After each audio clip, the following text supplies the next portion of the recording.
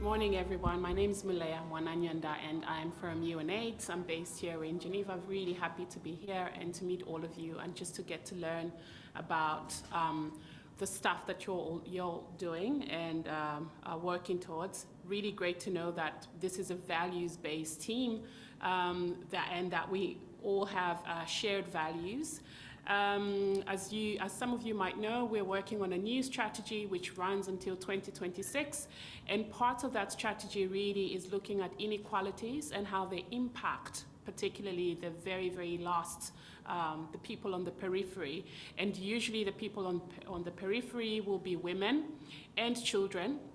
And therefore, we're really looking to strengthen our partnerships in those areas and to work with like-minded people around advancing health, holistic health for women, and looking at it from a really inequalities lens and looking at the root cause issues that lead to where we are at.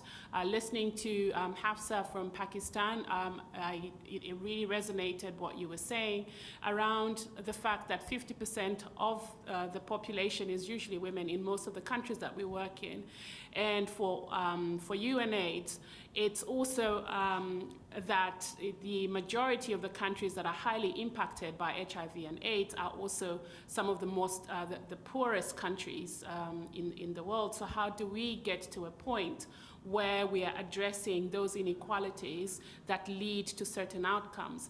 So really looking forward to learning from colleagues around the table around how we can put our heads together and look at how we support certain initiatives, be they government initiatives around treating AIDS, because actually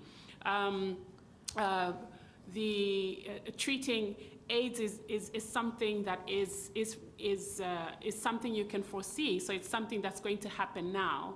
It could happen in the next 7 years, where people actually access treatment to HIV in hard-to-reach places.